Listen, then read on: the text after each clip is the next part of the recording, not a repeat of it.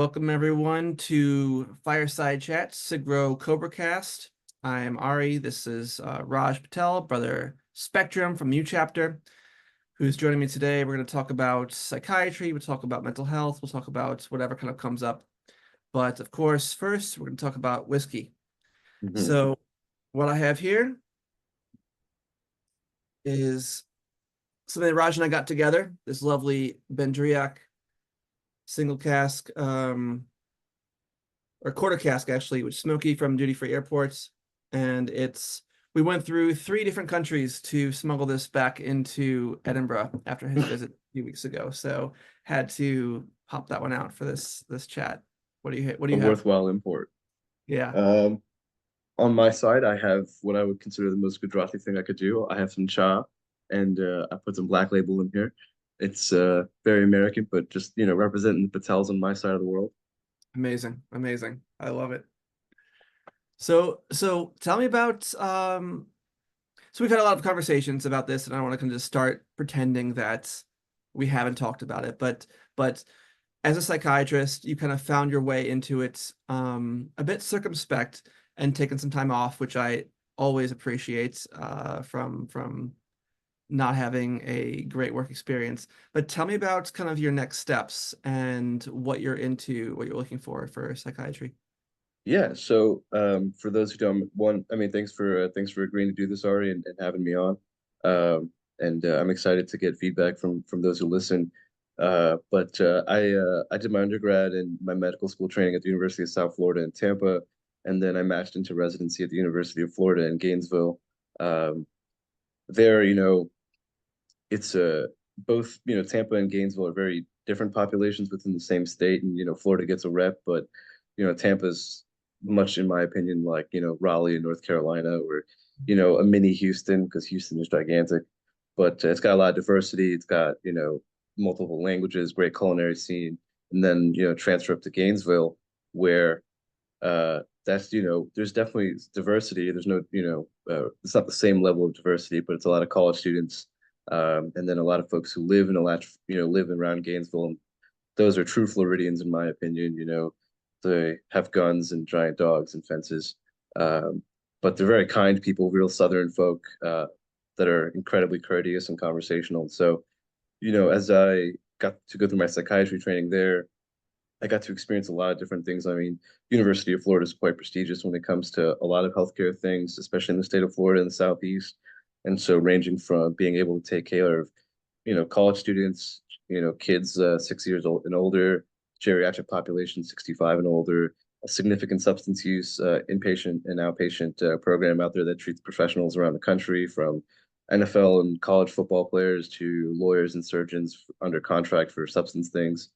And so really kind of allowed me to expand my ideas of those who really have difficulties with mental health and how they're treated in the mental health care system, how their perceptions of mental health are affected, but also their own professions perspective on mental health are affecting their ability to engage in it. And so really just kind of pushed me into a direction where I actually found my passion in doing psychotherapy more than medication management, which is not typical of most psychiatrists graduating around now. And so that's kind of what started my passion into what I do now. And right now, I'm doing sports psychiatry in a private practice, as well as recently joined a clinical research group here in Tampa. So that's kind of where I'm at and what I'm looking to. And really, I think, I'm fortunate because the state of Florida is unique even in the United States, but even in the world of mental health has such a varying contrast between perspectives on mental health, and you can get a good grasp of the generational differences.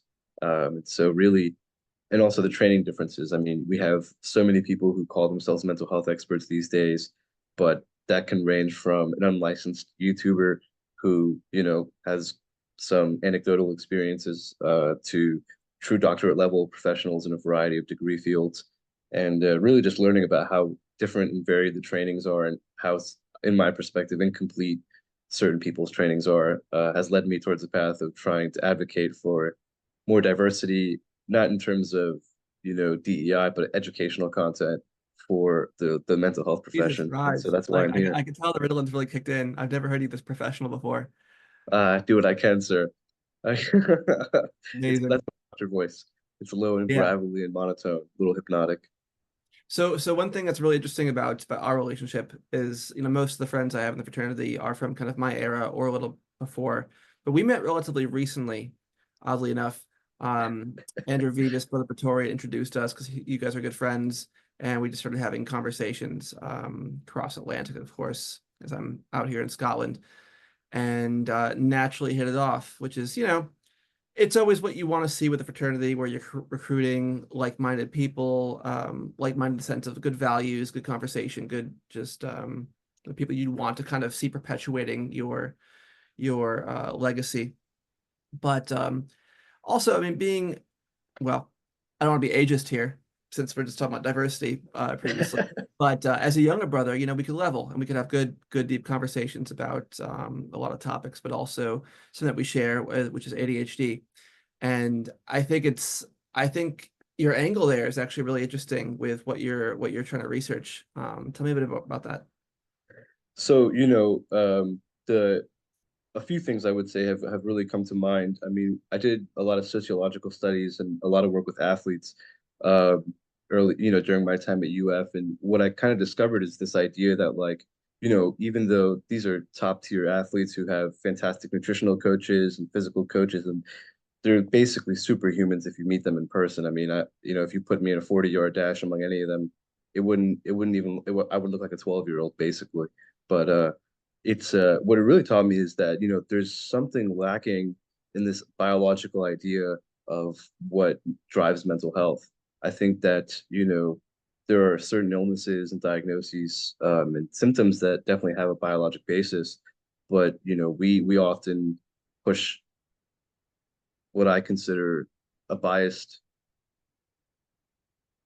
view of what causes these issues in terms of for a long time we said, oh, it's a deficiency of serotonin, it's a deficiency of one thing or the other, where the reality in my opinion is that it's probably much more nuanced than that, and the medications aren't going to solve everything.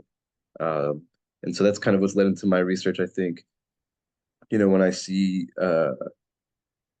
college students talking about difficulties with preparing for classes or making friendships or transitioning, especially during the era of COVID, from feeling lonely and how that affects their mental health. Does that really tell me it's a deficiency of serotonin, or does that tell me that it's a deficiency in quality relationships? And so that's kind of the idea that I try to push. And unlike a lot of, I think, modern day psychiatrists, we got training in I got training in psychoanalysis and psychodynamics, which hails from Sigmund Freud and Klein and a few of these incredibly gifted mental health, what I would consider true experts. And that really kind of enlightened my perspective as to what I see sociologically happening in society and resulting in a massive increase in mental health symptoms and diagnoses and pushing of medications. Tell me more about that. I mean, ADHD is one thing, and there's a lot to be said. There's a lot in the discourse about the overdiagnosis, of course, the shortage of medication, which may or may not be artificially induced. But there's been a lot of, well, there's been a big surge in self-diagnosis, whether through TikTok or other kind of media where people are, reading the symptoms. I have this, I have that, and not all of it's ADHD. Some is symptomatic of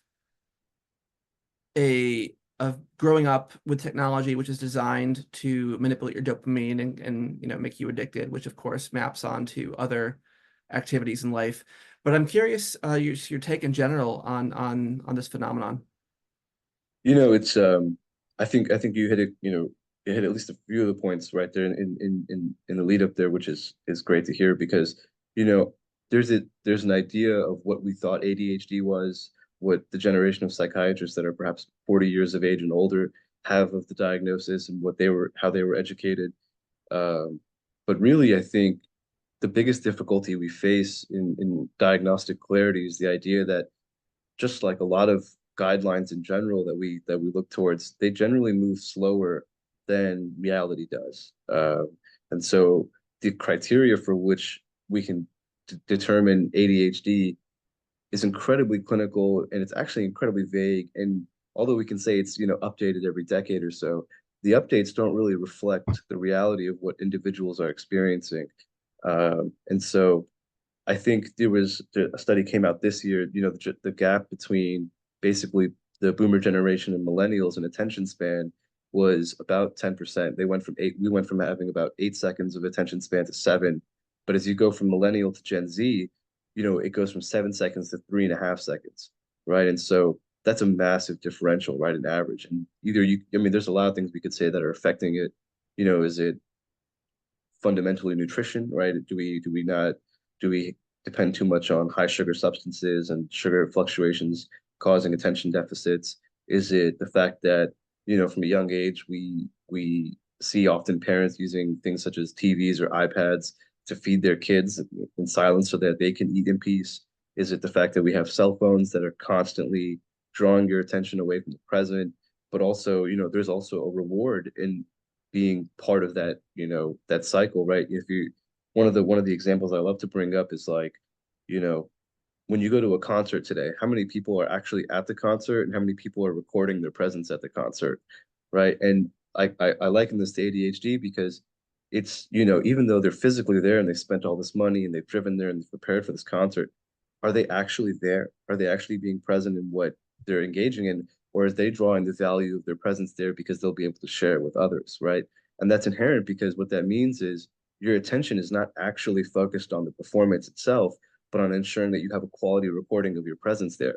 So even at this event, which is phenomenally designed to draw your attention to what's happening with music and lights and expensive artists, they're still split, right? Imagine going through primary education, being in middle school at, age of 12 or 13.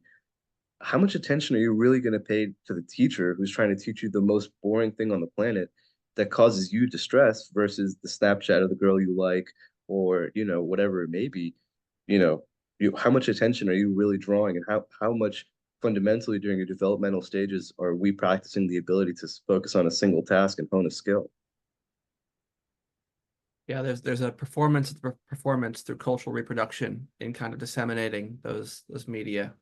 Yeah. I was at a conference last week, not conference. I was at a conference last week, but I was also at a concert last week called for Buena Vista Social Club, this Cuban uh, 7-person ensemble. They've been around for a while. Half the members are deceased, but they've recruited some new ones and doing their tour. And with a band this old, the clientele is older too. And it really struck me as I was there in kind of the arena, the pit underneath the stage. I saw only 3 or 4 people during the entire set pull out their phones to record videos. Everyone else just present in the moment, and it was almost like going back in time.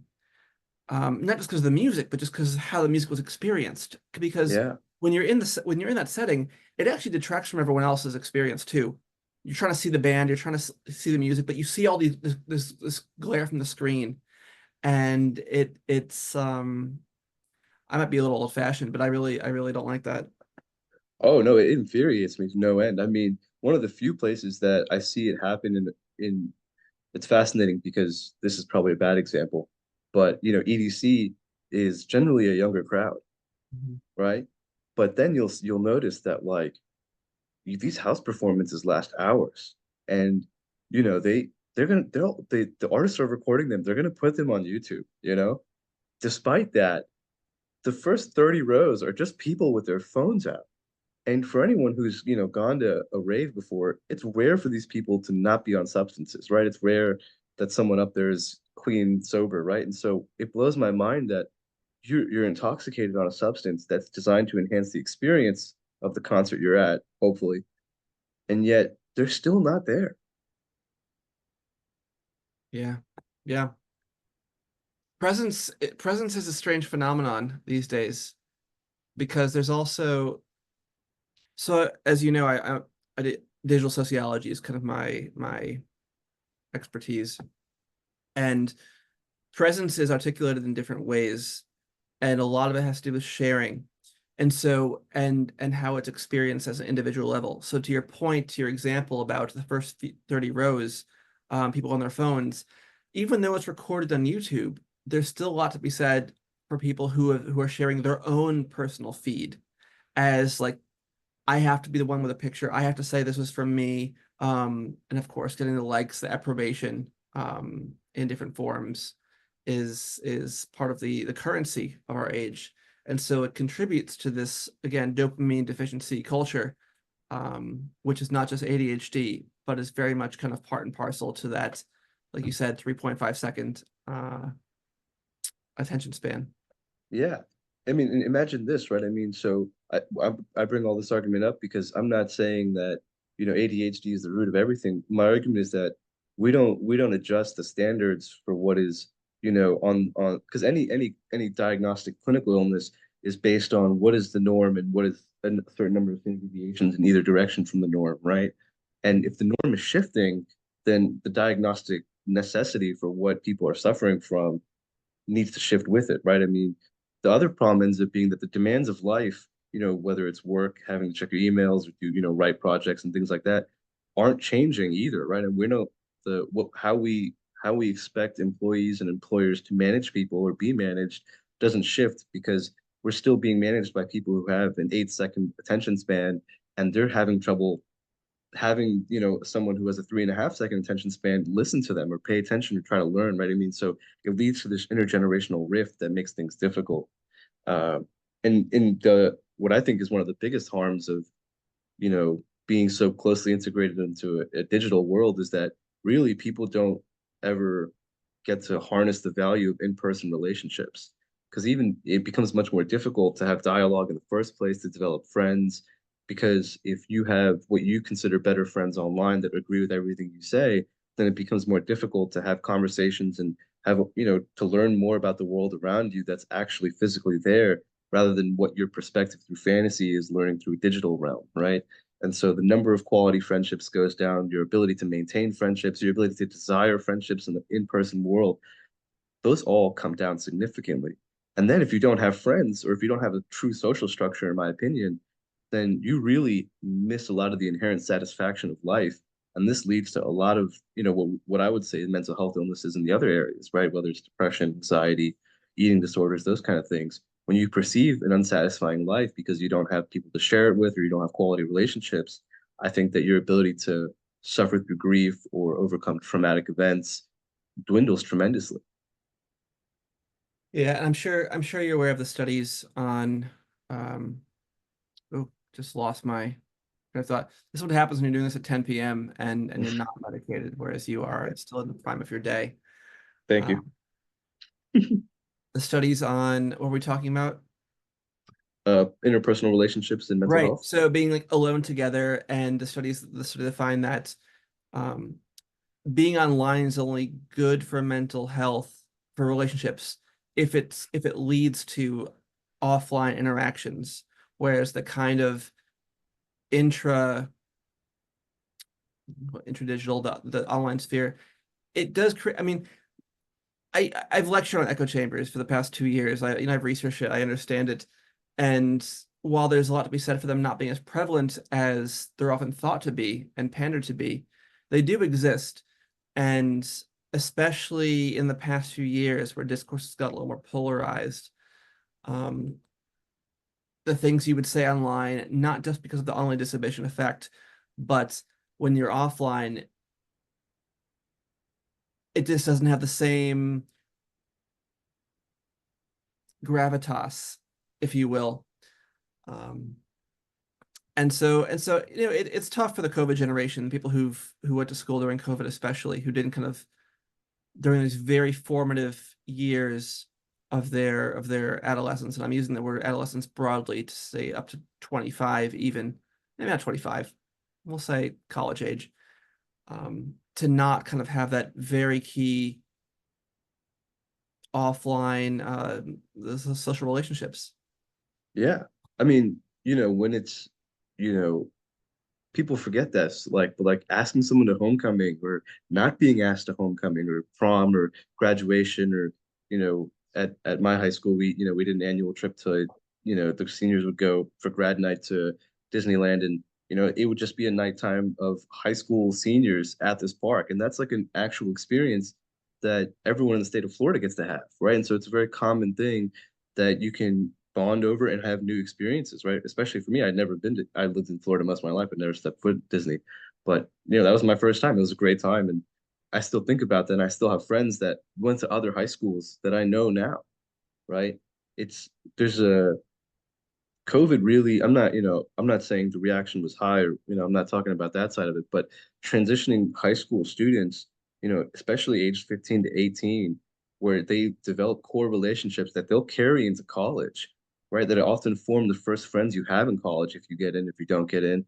Those kind of relationships disintegrated, right? Because fear from parents saying, no, we don't want to spend time in other people's houses. We don't want someone else's COVID to come to our house, or team sports outside, inside, right? The ability to do things together really hit the wall. And I commend a lot of my college students that I was taking care of, because they high school kids are clever, right? Kids are very creative and clever. So a good number of them found ways to continue and maintain relationships, but the vast majority suffered, right? And now, because they don't know how to make friends to the same level, they don't know how to talk about topics that they might disagree on. They don't carry that into college, and they lose a lot of the value, in my opinion, of college, right? I mean, we're all in a fraternity. I can't tell you how many fraternity brothers used to bitch and moan about other brothers, but at the end of the day, you're still brothers, right? Like that's how it goes, right? You may disagree with them on topics. Ari and I disagree on so many topics. It's crazy. But we still have great conversations because we're not trying to destroy each other. We don't perceive those conversations that way because we've had enough practice to get to the point where we know if someone is actually trying to have a harm through conversation versus just dialogue and new experience, or new perspective. But if you don't get that training, then you're going to treat anyone who disagrees with you as an attack on your entire personal identity. And so anytime someone disagrees with you, whether it's about something serious in your opinion or minor, that can destroy a whole relationship. The identity politics have gotten a little more complicated in recent years, especially because of that, because of the echo chambers, because of those conversations, or rather, not having the conversations about how to separate discourse from the personal realm of life. One of the things I want to ask you about is, especially online, there's a lot of mental health discourse, which is helpful, but also a lot of misleading things. The ADHD subreddit is one example, of course, of confirmation bias. There's also that kind of, what is it, the anti-psychiatry subreddit, which is kind of what, 100,000 members who are kind of really going off against the entire field, and as if there's some conspiracy there, which you're familiar with. Tell me a bit about these spaces and kind of what you've seen. There's a lot of positives and negatives, and I know that's a very political answer I'm giving, but I'll try to give a concrete example of something. You know, our anti-psychiatry, that subreddit anti-psychiatry, is something that my resident colleagues and I discovered in second year of residency. And the general consensus immediately was laughter and, basically being condescending to these people, like how, because basically they're saying my field is worthless, which, is going to evoke a natural response to defend it. But the more I read, the more I'd be like, these are people who have had valid and honest experiences. I mean, there is definitely people who are out there just to I don't know how to beat a horse. It's probably what comes to mind, but really just to like blow their horn and say things and that kind of stuff. But there are true stories and true examples of what psychiatry isn't able to help with, right? And we make false promises, we oversell things, we talk very highly about the touted benefits of things in which the benefits don't actually really exist to the same level. I mean, so they had a lot of valid points. One of the things that I learned from anti-psychiatry that I carry to this day is how poorly regulated the generic drug market is in the United States. And I didn't know this, but basically, in active ingredients in generic drugs are not even tested. I mean, they're tested to the same degree, but they're allowed a significant amount of variance in terms of how much active ingredient is in there compared to the brand name. And we don't talk about that. We don't know, we don't tell our patients that, there are fillers and medications that we use to design the pill or make sure the pill is digestible, or, whatever, that can affect the quality of a response, that can give you more side effects than other individuals. Like, we don't bring this up. And unfortunately, at no point do most of my patients even know they've been transitioned from a brand to a generic, unless their pharmacist is kind enough and has the time to tell them, right? Because when I prescribe a medication, it's actually not my choice which version of the medication the patient gets unless I specify it, right? Well, it's a function But of insurance as well. I mean, the generic always costs less. less, right? And Mhm. so the pressures are not coming from me, and certainly, but a patient, during the even before the Adderall shortage, some of the first companies that got permission to make generics of, produce generics of their own version of Adderall to meet the demand of the shortage, they were terrible quality. I mean, a lot of the ADHD subreddit and anti-psychiatry subreddit during those months was, I've been taking Adderall for 10 years, and this is like, I don't know what's wrong. My psychiatrist keeps telling me that it's in my head, but I feel like the medication just doesn't work as well anymore. And the ability for me to like sit there, because my, training wise, we're like, it's the same medication I prescribe. Why would the effects be any different now versus, what was going on previously? But the reality is, we weren't even aware that these new generic manufacturers had come into the market. And then it turns out they're testing these things and they take them off the market 6 months later because the FDA realizes it's 30% of the active ingredient that's in true Adderall. It's like, well, if I'm taking 30 milligrams of Adderall and I prescribe it, but now my patient's only getting 10, of course they're going to come back and tell me this doesn't work. It's working for like 90 minutes, or they're having more side effects, you know? And I've seen this, I've experienced it, but I've also heard about it from personal friends as well. And it Yeah. seems inexplicable. And they'll try and gaslight you to tell you it's not the case. Um, and then so part of being in the UK is really interesting. It's very different than in the US, where so I was diagnosed in 99, 25 years ago, and it's never been an issue. In the UK, they have to like formally reassess you every year. And each time they basically try and convince me, like, oh, you're over 18 and you're high functioning, high achieving. Most people outgrow the grow this. I'm like, look, guy, I understand that you think this. There's been a lot of information on this. It's not actually true. You're trying to generalize from this other case study. And it's It's brutal. For it's brutal, patients, but it's like this incredibly. is how I've been functioning for over half my life. And Yeah. I also know what happens when I don't take it, and I just don't function. So it's like, what are the stakes there? And they talk about concerns about, oh, there's been this one study where there was heart palpitations or etc. I'm like, okay, sure, check my pulse, but think about holistically what this does to for health.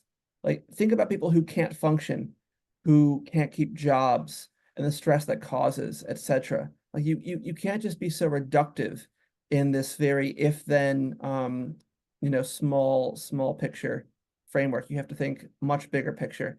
And that's not what they're doing, and that's not what the policy in the UK allows them to do. Yeah, this is, I think on both sides we see stereotypes becoming guidelines, right? I mean, for us as providers, I remember early on, in medical school, say, I hear things like, well, if they're high achieving, it's unlikely that their ADHD is significant enough to cause issues.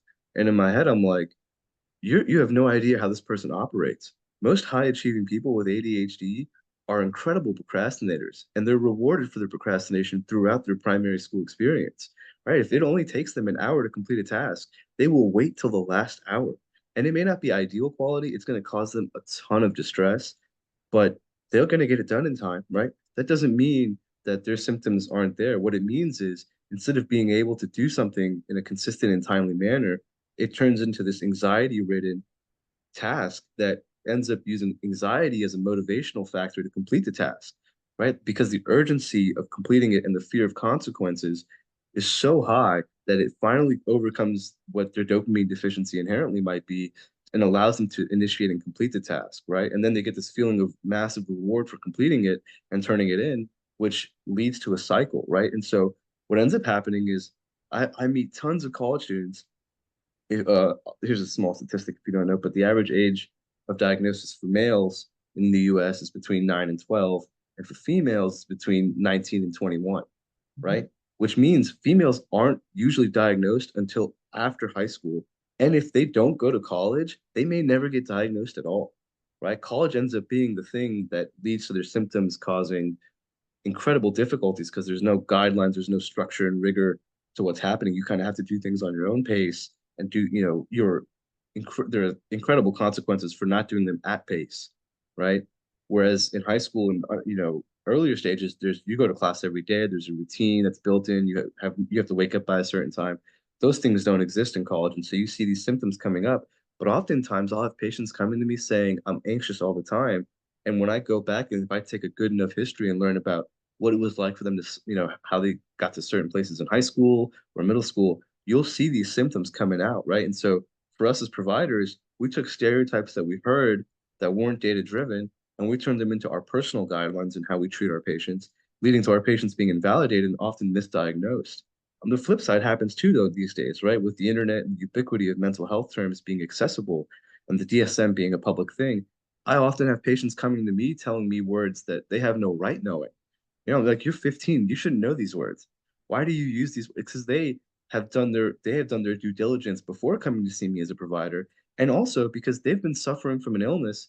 If it takes you 6 months from signing up to try and see me to seeing me, you're going to try and find your own ways to help yourself. You're going to figure out that's the natural inquisitiveness and the availability of the internet, which I'm not trying to punish someone for, but they come in with a pre idea, this notion of what will solve their problems because they know themselves best and leave the experts out of the matter. And us as experts are more than happy to oblige when we hear these buzzwords that agree with our diagnostic idea.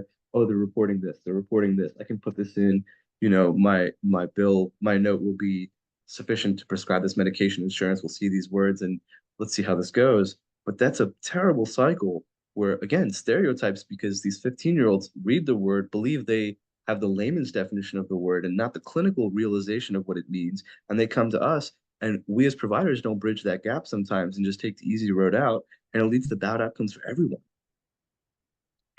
Yeah, tell me more about that because it's a huge problem. Well, problem's a loaded term, but phenomenon in taking clinical terms and trying to translate that into a much more colloquial speech.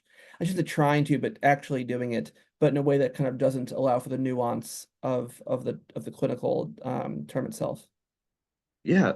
So people will come in. I hear this all the time, right? It's such an easy thing, and I feel so bad for primary care providers because they don't have the time and bandwidth that we do as psychiatrists with our patients. But they'll come in just saying, "I'm anxious," right? But really, what is anxiety? How does someone that age know what anxiety is versus what we clinically decide anxiety is, right? And they'll say, I worry a lot. Well, yeah, dude, everyone worries, right? There's a lot of people worry about things. You're supposed to worry. If you didn't, like, your brain is fundamentally designed to draw you towards things that will cause you danger and, try to help you prevent that. But what is the difference between someone who worries about things so much that they can't get things done versus someone who worries about things and uses that as motivation to complete things, right? I mean, if I'm not worried about being single my whole life, then I'm not going to do much to avoid being single my whole life. But if I'm worried about it, I will turn myself into someone that I believe will be able to find someone that I can enjoy spending my life with, right? So worrying and having anxiety is actually a natural state of humanity. What we're talking about when we talk about anxiety in the disorder realm is very different. It manifests physically, it manifests in your blood sugars, it manifests in your heart rate, in your breathing, it manifests in how you look at people, how you perceive the world around you. It fundamentally changes parts about you. And for the record, I already have beef with the diagnosis of generalized anxiety disorder because it turns out it's not a diagnosis of psychiatric origin, it's a diagnosis of pharmaceutical origin, which really is upsetting for me to have discovered, but that may not be here or there, but something that I think we allow too ubiquitously in the public domain to be used, whereas the reality is true anxiety at terror levels fundamentally changes your physiology. When did the transition happen where the pharmaceutical industry kind of co-opted or took over the manual?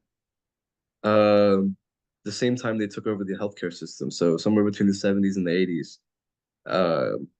When you know we transitioned to the idea that healthcare has to be reimbursed from a third party rather than the person receiving the system, the care and the person providing the care.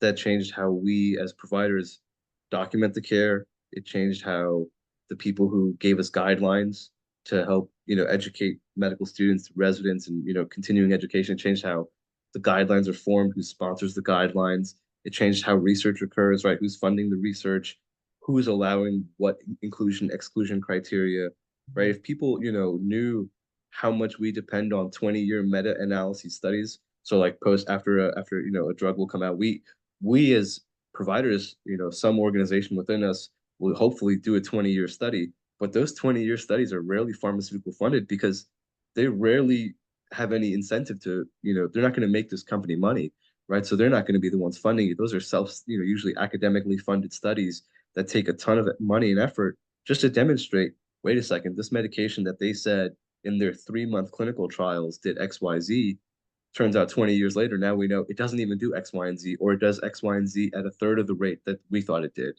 right? And so it Or changes they'll fund it, fundamentally how, huh? or they might fund it and then not publish it if it doesn't match the results because of the confidentiality and contractual arrangements with the researchers themselves. Right. And so, it's there's a lot of factors that play into what we think will work, what actually works. But in my opinion, it really starts with the idea that assume your patient isn't lying. Assume your patient is being as honest as they can about what's happening to them, even if it disagrees with your internal concept of what the diagnosis is or what should be happening. Take their perception into firsthand account and then work backwards to see why that might be happening for them. Well, And that's, there's not enough training that happens that way. this is always the really interesting scenario because like what's the worst that can happen versus what's the best that can happen? The best that can happen is their symptoms are relieved, right? And they can live some semblance of a normal life. The worst is their symptoms get worse or something else in which they call, or yes, maybe some actual issue will happen. No one's going to get prescribed a high dose of a medication right off the bat. It's you kind of start low and keep going up. But there's such a hesitancy to even do that, right? And with the stakes involved, with quality of life, livelihood, being able to maintain that, especially in the US, which has where insurance and the things are linked directly to it, there's no social safety nets, it's all the more important to trust the patient as opposed to just kind of trying to put them in line and tell them they don't have the condition that they suspect they might have. I have a great example. I had a patient, one of my first outpatient patients in second year of residency, and he was a high school math teacher. He was like 35 or 36, and he was married, had a child, but was depressed, right? And so in academia, this is really sad, by the way. It's a horrific thing, but in academia, uh, if you go to a resident run outpatient clinic, you actually don't keep that resident for more than a year most of the time. So you're transitioning to new providers every year, despite being in the same system, which comes with a ton of pro and cons and trust issues and all these other things. But sometimes, the inclination as a resident is to say, I trust the person before me, especially if this is like my first time on, my first time seeing it. I'm going to trust the person to do the work before me. I'm going to keep their medications going. I'm going to hear what's happening and try to tune it. But this guy had come in and he had been on an antidepressant for a long time because he had been feeling depressed. And, I had the fortune of having a 90-minute block for him because my patient afterwards had already canceled. So I got to sit there and talk to him about what was going on. And he was like, I love my wife. I'm not, I think my relationship with her is great. What I really find my depression to be is really this idea that I think I could be more than a high school math teacher, right? And I was like, okay, let's talk about that. And turns out when he was in transitioning from high school to college, one of his parents had passed away. He had difficulty doing things in college, had to drop out, and then had a year and a half later tried to go back to college. But all throughout this story, I'm hearing things that are leaning me towards this idea this guy might have ADHD, right? And as a second year resident, it's kind of a bold move to go to your attending and say, yeah, he's on an antidepressant, but I think he's just got undiagnosed ADHD. But I made the argument to my attending came back. This guy had played a ton of team sports in high school, had religiously exercised, which is one of the best natural treatments for ADHD, spending time being, cardio calisthenics, those kind of things. His nutrition was much better, but when he transitioned to college, he didn't qualify for college level athletics. And so a lot of that fell by the wayside and the symptoms started to manifest even more. And I put this guy on a low dose, long acting Ritalin, and he came back to me, and I continued to see him for 3 years. He stopped teaching high school math, became a lawyer, and is now like a public district attorney for the state. in 3 years flat, this guy went from being a high school math teacher to being able to read fundamentally so well that he could graduate law school, right? And I'm just, those that's a heartbreaking story for me because, in America, money has a tremendous amount of value. This guy's trying to raise a family on a teacher's salary and now has a lawyer's salary. What This is could, it's like what's the worst thing that happens? You get higher functioning and you do more. yeah. I mean, there are side effects, but the whole point is informed consent, right? If I explain them well and my patient is aware of them, then we can take this journey together as long as I think they're going to do things responsibly and they trust in being able to come back to me and tell me things to their honest level, right?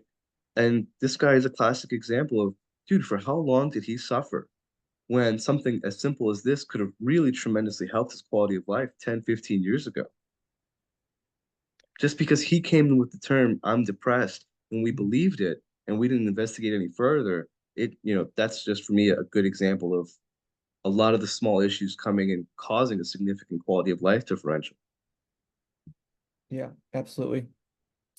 Russ, we're running out of time because I want to be mindful of how long these things are supposed to be. But one thing I do want Okay. to wrap up on is kind of the role that SIGRO has kind of played in your life, especially becoming who you are, possibly even professionally. I know your older biological brother is also a brother, but just tell me a bit about how SIGRO has kind of has played a role in your life post college, we'll say. Okay. I mean, there's so many positive things and negative things that come alongside being a fraternity brother. Uh, but in high school, I was a massive nerd, and I still am a massive nerd. So I learning is like my love, and learning about people turns out why I became a psychiatrist because we're full of stories. But anyways, when I joined Sigro, one of the best things that happened was I met a bunch of people who were like positively supportive of me, regardless of outcomes or regardless of anything other than just me being me, which is a strange and unique feeling because in high school I was competitive in all these clubs and all these kind of things, so I drew my self-worth from different areas. But then I began to rely on the nature of the relationships and the quality of them, and that carried in throughout the rest of my life. That's a fundamental change that Sigro offered me. We say networking. Networking's cool, but how many of us are really successful is a great question. But the most successful of us tend to be those who make good relationships with other brothers, right? I meet, yesterday I went out and I saw brothers that I hadn't seen in 5 years because I just moved back to Tampa recently. But we had great conversations. People had gone through heartbreak or personal loss, and we were able to share that, laugh about other things, have a great time, and just like enjoy the presence of being seen, felt, and heard while doing that for others. And so Sig Row for me has been a fundamental in my life because I was in Houston. I saw Max last week. I met three other brothers that I'd never met in my life, and we had great conversations for every topic: politics, religion, personal life, raising kids, whatever. And that's just the nature of who we are, right? Because I think the whole point of being in a fraternity is being able to connect with people outside of your own personal experiences and your domains and the things you're comfortable with, and trusting a stranger with relatively good mind and values to do things that might make you uncomfortable. And so for me, that's a motto that I carry for myself. Yeah, amazing, amazing. I love it.